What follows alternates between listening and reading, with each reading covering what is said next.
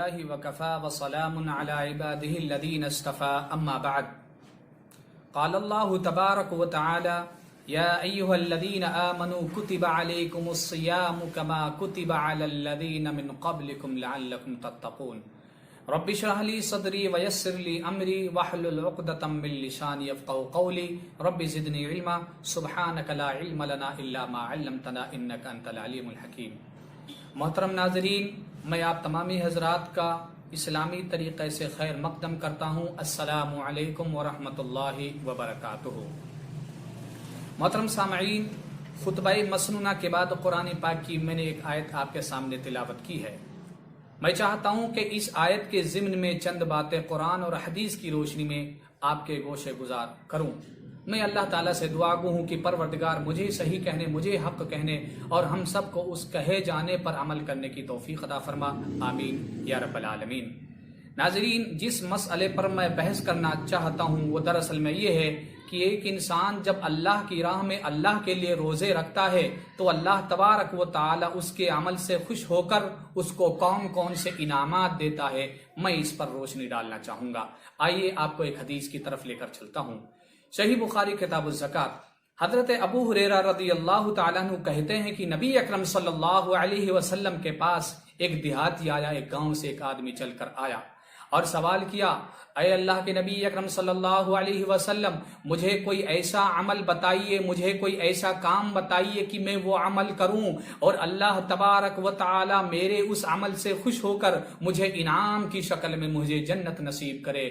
اللہ اکبر. آپ اندازہ کیجئے صحابہ کرام کا مطلب اور مقصد یہی ہوتا کہ کسی طریقے سے جنت کو حاصل کر لیں. ان کا ٹارگیٹ جنت کو حاصل کرنا ہوتا. ہم اور آپ کا ہم بہتر جانتے ہیں کہ ہمارا تو ٹارگیٹ یہ ہے کہ ہم معاشی اعتبار سے، سماجی اعتبار سے، سیاسی اعتبار سے مضبوط اور ہم قوی ہو جائیں. لیکن صحابہ کرام کا تو کچھ اور ہی مطلوب اور کچھ اور ہی مقصود ہوتا تھا. نبی اکرم صلی اللہ علیہ وسلم نے اسے 5 باتیں بتائی. فرمایا، اے دیہاتی، تعبد اللہ لا تشرک بہ شیئا، تم اللہ کی عبادت کرو، اس کی عبادت میں کسی کو ساجی اور شریک اور پارٹنر نہ بناؤ، نہ اس کی ذات میں، نہ اس کی صفات میں، نہ اس کی ربوبیت میں، نہ الوہیت میں، صرف ایک اللہ کی عبادت کرو.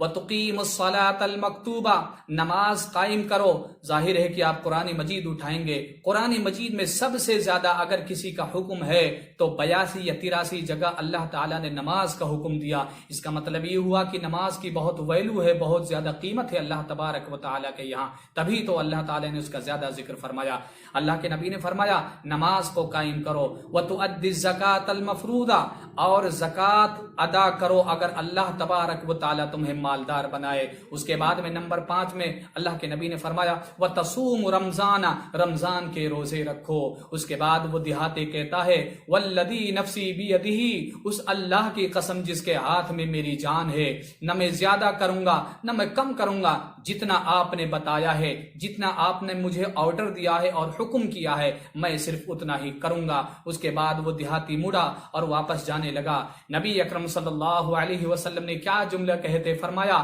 من سرہ ان ینظرہ الی رجل من اہل الجنہ فلینظر الی ھذا، اگر کوئی انسان دنیا کے اندر جنتی آدمی کو دیکھنا چاہے فلینظر الی ھذا، تو اس دیہاتی کو دیکھ لے. اللہ اکبر. پتہ یہ چلا کہ اللہ تبارک و تعالی رمضان کے روزے رکھنے کی وجہ سے اس کو انعام کی شکل میں جنت عطا کرے گا. اب اگر کسی کو یہ جنت مل جائے تو وہ بڑا خوش نصیب ہے. اس کے بعد اللہ کے نبی اکرم صلی اللہ علیہ وسلم نے ارشاد فرمایا، صحیح بخاری کتاب الزکات کی روایت ہے کہ جب جنتی لوگ جنت میں جائیں گے تو اللہ تبارک و تعالی انہیں مختلف دروازوں سے انٹر کرے گا، مگر ایک قسم کے لوگ ایسے ہوں گے انہیں اسپیشل دروازے سے ان کی انٹری ہوگی. وہ لوگ وہاں جمع ہو جائیں گے اور فرشتے کہیں گے این الصائمون، کہاں ہیں روزے دار، کہاں ہیں وہ لوگ جو اپنے نفس کو اپنے قابو میں رکھتے ہوئے فجر کے وقت کھڑے ہوتے تھے اور اللہ تبارک و تعالی کے لیے روزہ رکھتے تھے. وہ لوگ چل پڑیں گے اور اس دروازے سے داخل ہو جائیں گے. اس دروازے کو کوئی چھوٹے موٹے نام سے نہیں جانا جاتا بلکہ اس کو باب الریان کے نام سے جانا جاتا ہے. آپ اندازہ کیجئے، پتہ یہ چلا کہ اللہ تبارک و تعالی روزے داروں کے روزوں سے خوش ہو کر اللہ تبارک و تعالی ان کو جنت میں کسی ایسے دروازے سے انٹر نہیں کرے گا بلکہ باب الریان کے دروازے سے داخل کرے گا۔ ناظرین، اس لیے ہمیں یہ چاہیے ہم اللہ تبارک و تعالیٰ کے لیے روزہ رکھتے رہیں۔ آپ کو معلوم ہے جامع ترمذی کی کتاب الدعوات کی روایت ہے، حضرت ابو ہریرہ رضی اللہ تعالیٰ عنہ کہتے ہیں نبی اکرم صلی اللہ علیہ وسلم نے ارشاد فرمایا، اللہ تبارک و تعالیٰ فرماتا ہے کہ میں 3 قسم کے لوگوں کی دعا کو کبھی رد نہیں کرتا۔ اب آپ اندازہ لگائیے وہ 3 قسم کے کون سے خوش نصیب لوگ ہیں جن کی دعا ریجیکٹ اور رد نہیں کی جاتی اور بیک نہیں کی جاتی۔ اللہ کے نبی اکرم صلی اللہ علیہ وسلم ارشاد فرمایا، نمبر 1 عادل بادشاہ جو انصاف کرتا ہے، چاہے آپ پردھان منتری لے لیجئے جو مسلمان ہو، چاہے آپ بادشاہ مراد لے لیجئے، اگر وہ رعایا پر ظلم نہیں کرتا، انصاف کرتا ہے اور وہ ججمنٹ صحیح کرتا ہے، اس سے مراد آپ جج کو بھی لے سکتے ہیں، چیف جسٹس جو صحیح معنی میں فیصلہ کرتا ہے، حق کے ساتھ حق کے واقعات میں حق کا فیصلہ کرتا ہے، وہ بھی اس جملے سے مراد ہے کہ نمبر 1 جو عادل حکمران، عادل بادشاہ ہو، عادل جج ہو، انصاف کرنے والا ہو، اس کی دعا کبھی رد نہیں کی جاتی، ریجیکٹ نہیں کی جاتی۔ نمبر 2 وہ روزہ دار جو روزہ رکھے اللہ تبارک و تعالیٰ کے لیے یہاں تک کہ وہ افطار کر لے، اگر وہ جائز سوال کرتا ہے اپنے رب سے دعا مانگتا ہے جائز، تو اللہ تبارک و تعالیٰ اس کے عمل سے خوش ہو کر اس کی دعا کو قبول کر لیتا ہے اور یہ اسے انعام اور اکرام عطا کرتا ہے کہ اس کی دعا قبول کر لی جاتی ہے۔ نمبر 3 وہ انسان جو بیچارہ مظلوم ہے، جس کے اوپر ظلم ڈھایا گیا ہے، جس کو معاشرے کے اندر حقیر اور ذلیل سمجھا جاتا ہے، جو بیچارہ سیاسی اعتبار سے، معاشی اعتبار سے، سماجی اعتبار سے کمزور ہے اور مفلوج ہے، جس کو لوگوں کے یہاں اس کی کوئی وقعت نہیں ہے، ایسا انسان جب اپنے رب کے سامنے اپنے ہاتھوں کو بلند کرتا ہے تو اللہ تبارک و تعالیٰ کہتا ہے کہ ایسے انسان کی دعا بادلوں کو چیرتی ہوئی میرے پاس پہنچ جاتی ہے اور میں اس کی دعا کو قبول کر لیتا ہوں۔ اور اللہ کے نبی اکرم صلی اللہ علیہ وسلم نے یہ بھی بتایا، اللہ تبارک و تعالیٰ اپنے عزت کی قسم کھا کے کہتا ہے کہ میں اس کی دعا کو ضرور سنوں گا، اگرچہ تھوڑا ٹائم ہی لگے، مگر اس کی دعا رد نہیں کی جاتی۔ آج آپ دیکھیں گے دنیا کے اندر جتنے زیادہ بدماش اور عیار قسم کے لوگ ہیں وہی اپنے آپ کو ہوشیار سمجھ کر بیٹھے ہیں، مگر انہیں نہیں معلوم کہ صحیح معنی میں انسانیت اس انسان کے اندر آتی ہے جو انسان نہ کسی کے ساتھ دغا کرتا ہے، نہ کسی کے ساتھ فریب کرتا ہے، بلکہ آج تو آپ مختلف طریقے سے لوگوں کو آپ شمار کرتے ہیں، یہ اچھی فیملی سے بلونگ کرتا ہے، یہ نارمل ہے، اور یہ بیچارہ کمزور اور لاغر ہے، اور یہ نچلی فیملی سے تعلق رکھتا ہے۔ اس کی مثال میں آپ کو آئیے بتاتا ہوں۔ مثلا اگر کوئی بچہ سگریٹ پیے اور چوراہے پر کھڑا ہو کر گپے شپے کرے تو لوگ کہیں گے کہ یہ کس کا بچہ ہے، بڑا پیسے والا ہے، لگتا ہے کہ اس کی فیملی بڑی اسٹرانگ ہے، بڑا مضبوط ہے، VIP گھرانے کا لگتا ہے۔ مگر جب ایک کمزور بچہ یا وہی بچہ 10 کا نوٹ لے کر اور اس کو فولڈ کر کے اور اس میں آگ لگا کے سلگاتا ہے تو اس کو لوگ بیوقوف کہتے ہیں، جبکہ بات برابر ہے۔ ناظرین، میں روزے کے تعلق سے آپ کو کچھ اور باتیں بتانا چاہوں گا۔ آپ بتائیے اگر کوئی بیچارہ آدمی ہمارے پاس آ جائے اجنبی اور اس کو ہماری ہیلپ کی ضرورت ہے، اگر ہم اس کی سفارش کر دیں تو وہ انسان کتنا خوش ہوگا۔ آئیے اس کے ضمن میں آپ کو بتاتا ہوں۔ صحیح بخاری کتاب الزکوٰۃ کی روایت ہے، حضرت عبداللہ ابن عمر ابن عاص رضی اللہ تعالیٰ عنہ کہتے ہیں نبی اکرم صلی اللہ علیہ وسلم نے ارشاد فرمایا، کل قیامت کے روز جب ایک روزے دار کو اللہ تبارک و تعالیٰ کی بارگاہ میں پیش کیا جائے گا، اللہ تبارک و تعالیٰ اسے حساب کتاب لے گا، تو ایک طرف سے روزہ آ جائے گا، دوسری طرف سے قرآن آ جائے گا۔ قرآن کہے گا، اے اللہ تبارک و تعالیٰ، اس نے تیرے کلام کی بے حرمتی نہیں کی تھی، اس نے تیرے قرآن مجید کی تلاوت کی تھی اور اس پر اس نے عمل کیا تھا، اس لیے میں یہ چاہتا ہوں کہ اس کی سفارش قبول کر لی جائے۔ ادھر سے روزہ آئے گا اور روزہ کہے گا، اے اللہ، صبح صادق سے لے کر غروب آفتاب تک میں نے اس کو کھانے پینے سے بالکل روکے رکھا اور شہوت رانی سے بھی میں نے اس کو روکے رکھا، لہذا اس نے تیرے قرآن پاک کی تلاوت تو کی ہوگی مگر اس نے میرے اوپر عمل کیا، مجھے رکھا، یعنی روزہ یہ اللہ تبارک و تعالیٰ سے کہے گا۔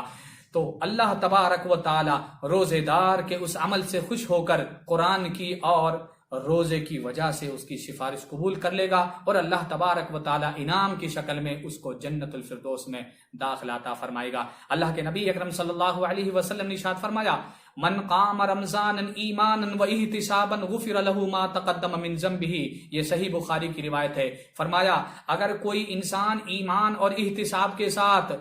قیام کرتا ہے یعنی رات میں تراویح پڑھتا ہے اور کھڑا رہتا ہے اور قرآن مجید کی سماعت کرتا ہے، سنتا ہے، تو اللہ تبارک و تعالی اس کے اس عمل سے خوش ہو کر غفر لہ ما تقدم من ذنبی، اس کے جتنے بھی پچھلے گناہ ہیں سب کو اللہ تبارک و تعالی معاف کر دیتا ہے۔ پتہ یہ چلا کہ جو انسان روزہ رکھتا ہے اللہ تبارک و تعالی مختلف طریقے سے اسے اپنے انعامات نصیب کرے گا، مگر ہم کو وہ ابھی کیش میں نہیں مل رہے ہیں، اس لیے اس کی ویلو ہم اور آپ نہیں جانتے ہیں۔ اللہ تبارک و تعالی اس کو ہمارے لیے جب ہم دنیا سے چلے جائیں گے کل قیامت کے روز ہمارے سامنے اس کو پیش کرے گا۔ ناظرین، اسی طریقے سے اللہ تبارک و تعالی ایک روزے دار کے اس عمل سے خوش ہو کر اس کو دو خوشیاں نصیب کرتا ہے۔ آئیے وہ حدیث میں آپ کے سامنے رکھتا چلوں۔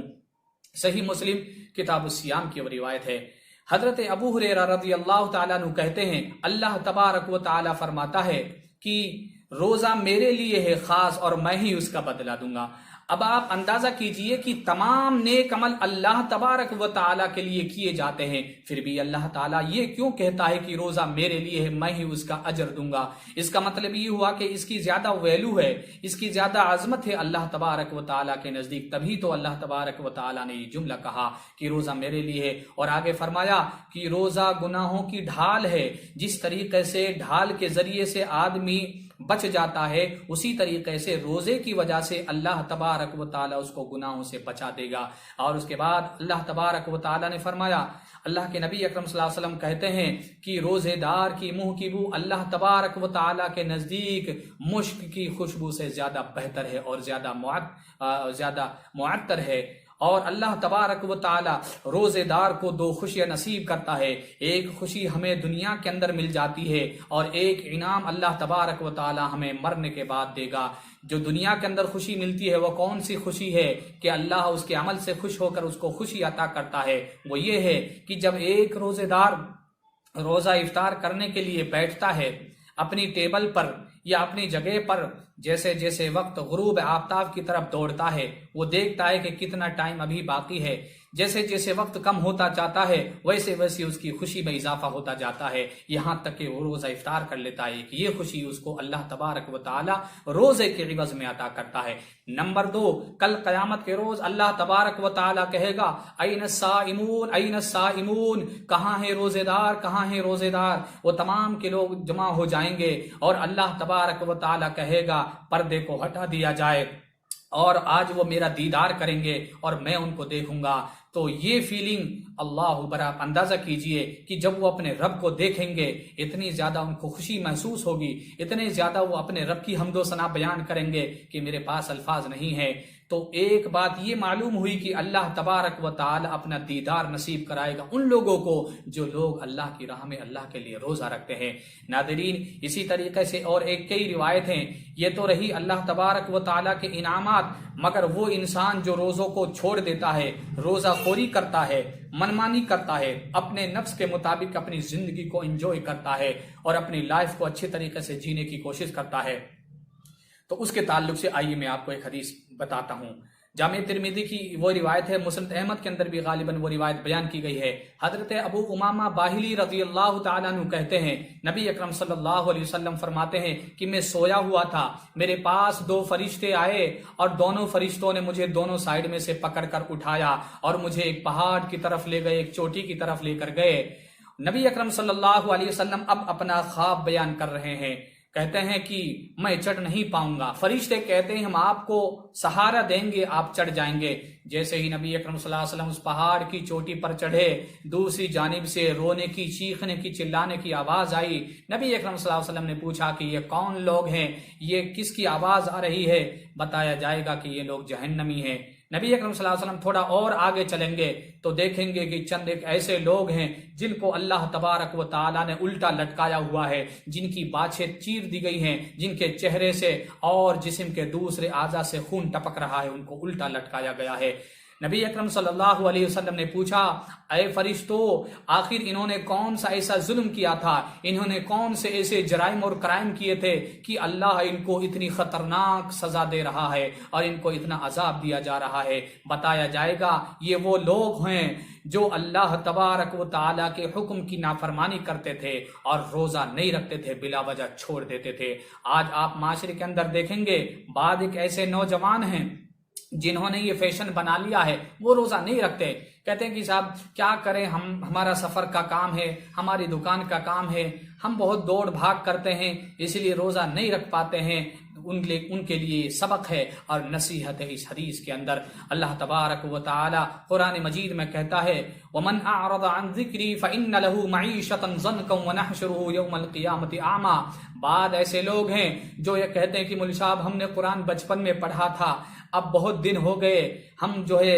الجھ گئے دنیا کے کاموں میں، فرصت نہیں ملتی ہے قرآن کریم کو پڑھے، بہت دن ہو گئے۔ ان کے لیے اس کے اندر اللہ تبارک و تعالیٰ کا ایک بہت بڑا پیغام ہے۔ اللہ تبارک و تعالیٰ کہتا ہے وَمَنْ أَعْرَضَ عَنْ ذِكْرِي، جو انسان میرے ذکر سے منہ موڑتا ہے، جو انسان میرے ذکر سے اعراض کرتا ہے، روگردانی کرتا ہے، فَإِنَّ لَهُ مَعِيشَةً ضَنْكًا، ہم اس کی دنیاوی زندگی کو تنگ کر دیتے ہیں، بھیج دیتے ہیں، اس کی زندگی سے اس کے سکون کو ختم کر دیتے ہیں۔ وہ یہ چاہتا ہے کہ میں سکون حاصل کروں، وہ یہ چاہتا ہے کہ مجھے اچھے سے نیند آ جائے، مگر اللہ تبارک و تعالیٰ کی ایسی مار اس پر پڑتی ہے کہ اس کی زندگی کا سارا سکون ختم ہو جاتا ہے۔ اور اتنا ہی نہیں، ضَنْكًا وَنَحْشُرُهُ يَوْمَ الْقِيَامَةِ أَعْمَى، اللہ تبارک و تعالیٰ اس کی پاداش میں کہ اس نے اپنے رب کے ذکر سے منہ موڑا تھا، کل قیامت کے روز اس کو اندھا بنا کر اٹھائے گا۔ وہ کہے گا کہ اللہ میں دنیا کے اندر تو دیکھتا تھا، میری آنکھیں تھی، میں آج نہیں دیکھ پا رہا ہوں، یعنی اللہ اس کو اندھا بنا کر اٹھائے گا۔ اور وہ یہ شکایت بھی کرے گا کہ اللہ دنیا کے اندر میں تو دیکھتا تھا، قال رب لم حشرتنی اعمی وقد كنت بصیرا، میں دنیا کے اندر دیکھتا تھا، آج آخر ایسا کیا ہو گیا کہ میں دیکھ نہیں پا رہا ہوں؟ اللہ تبارک و تعالیٰ کہے گا تیرے ساتھ یہی ہونا چاہیے۔ قال كذلك اتتك آیاتنا فنسیتها وكذلك اليوم تنسى، تیرے ساتھ یہی ہونا چاہیے تھا، تو نے ہمارے آیتوں کو جھٹلا دیا، تو نے ہماری آیتوں کو بھلا دیا تھا، تو نے اگنور کر دیا، تو دنیا کے ناز اور نخرے کے اندر کھو گیا تھا، تو نے قرآن کریم کی آیات پر گرد کو لگا دیا، تو نہیں پڑھتا تھا۔ کبھی رمضان کا مہینہ آتا ہے تو 2-4 پارے پڑھ لیے، پھر سال بھر کے لیے اس کو پیک کر کے رکھ دیا جاتا ہے۔ اسی طریقے سے اور دیگر ایسے دوسرے لوگ ملیں گے جن کو معلوم ہی نہیں ہے کہ قرآن کریم میں اللہ تبارک و تعالیٰ نے کیا کہا ہے۔ ناظرین، آخر میں آپ لوگوں کے لیے ایک پیغام دینا چاہوں گا۔ ابھی 2-3 دن پہلے کی بات ہے کہ 2 اسپورٹ مین اور انگریز لوگ جو کرکٹ کے کھلاڑی ہیں اور حیدرآباد کی سائڈ سے کھیلتے ہیں، ان لوگوں نے کئی ایک مسلم کھلاڑیوں کے ساتھ روزہ رکھا، اور دوسرے دن ان کا بیان آیا، ان سے پوچھا گیا کہ بھائی آپ کو کیسا محسوس ہوا آپ نے روزہ رکھا ہے؟ اس واقعے میں تماچا ہے ان لوگوں پر جو لوگ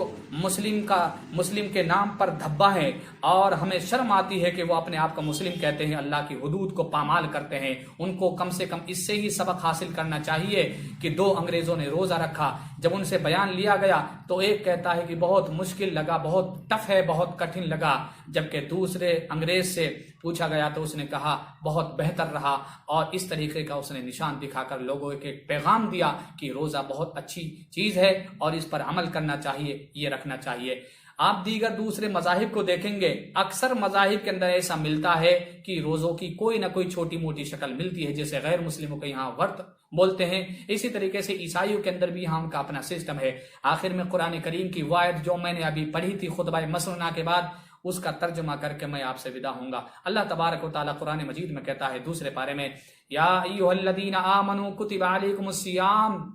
اے وہ لوگوں جو ایمان لائے ہو، تمہارے اوپر روزے فرض کیے گئے ہیں، کما کتب علی الذین من قبلکم لعلکم تتقون، جیسا کہ تم سے پہلے لوگوں پر ہم نے روزے فرض کیے تھے۔ پتہ یہ چلا کہ اللہ کا حکم ہے، اللہ کی طرف سے ہمارے اوپر فرض ہے روزہ رکھنا، اور اس پر عمل کرنا یہ ہمارے لیے ضروری ہے۔ اور جو انسان ایک دن کا روزہ اللہ کے لیے رکھتا ہے، اللہ تبارک و تعالیٰ 70 سال یا 70 دن اس کے چہرے سے جہنم کی آگ کو دور کرے گا۔ اللہ تبارک و تعالیٰ سے میں دعا گو ہوں کہ پروردگار ہم سب کو روزہ رکھنے والا بنا، نیک بنا، اور ہم سب کو اتحاد اور اتفاق کرنے کی توفیق عطا فرما کیے ہم سب آپس میں بھائی بھائی بن کر رہے، آمین۔ وآخر دعوانا الحمدللہ رب العالمین، والسلام علیکم ورحمۃ اللہ وبرکاتہ۔